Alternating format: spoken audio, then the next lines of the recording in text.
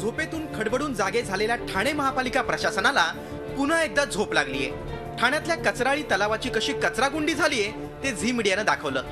तेव्हा महापालिका आयुक्त संजीव जयस्वाल यांना अचानक जाग आली. 15 दिवसात तलावाचं सुशोभीकरण करून त्यांनी तलावाला नवा चेहरा दिला. यातून प्रशासन सुधारेल अशी अपेक्षा होती. मात्र ये रे माझ्या मागल्या. ठाण्यातल्या अनेक तलावांची बकाल अवस्था आजही कायम आहे. त्यातलाच एक हा बाळकुंभ भागातला रेवाळे तलाव.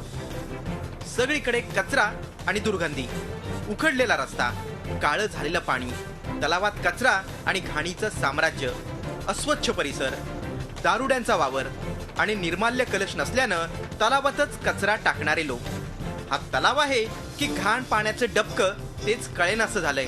ठाण्यात जे मोजके तलाव जे इतिहासकालीन तलाव आहेत त्यापैकी हा एक रेवाळे तलाव आहे. आणि वेळोवेळी आमच्या नगरसेवकांनी तक्रारी करून देखील आजतागायत म्युन्सिपाल्टीकडून कोणत्याही प्रकारची स्वच्छता झालेली नाही. आज दुर्गंधी कचऱ्यामुळे येते. आजूबाजूची घरं आहेत त्यांना त्रास होतो. तिकडे मासे मरतात त्या पाण्यामुळे. त्याच्यामुळे एवढी दुर्गंधी पसरते येते. त्याच्यामुळे रोगराई आमच्याकडे पसरत. ताप येतो लोकांना. इकडे आजूबाजूला जेवढी लोक व्यवस्थित आहेत तिथे ताप आहे, मुलांना ताप येतोय. झी मीडियानं याबाबत पुन्हा एकदा महापालिका प्रशासनाला जाग करण्याचा प्रयत्न केला. तेव्हा लवकरात लवकर उपाययोजना करू अशी उडती उत्तरं मिळाली. की यापूर्वी आम्ही जाहीर केल्याप्रमाणे ठाण्यातले जे तलाव आहेत त्याची किमान जी काही देखभाल आणि दुरुस्ती असेल ती आम्ही प्राधान्याने करणार आहोत. रेवाळे तलावाच्या बाबतीत सुद्धा तोच आमचा निर्णय असेल की तिथे पाण्याची क्वालिटी नसेल तर पाण्याची क्वालिटी आपण सुधारू. त्यासाठी एरेशन प्लॅन्ट्स वगैरे आम्ही जे बसवतो ते बसवण्यात येतील.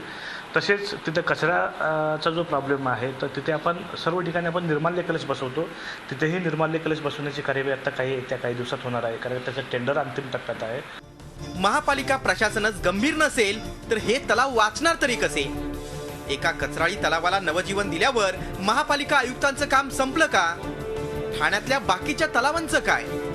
महापालिका अधिकारी नेमकं करतात तरी काय? या सगळ्या प्रश्नांची उत्तरं आता पालिका आयुक्त संजीव जयस्वाल यांना द्यावीच लागणार आहेत. तोपर्यंत झी मीडियाचा हा लढा सुरूच राहणार आहे. कपिल राऊत, झी मीडिया, ठाणे. झी 24 तास रहा एक पाऊल पुढे.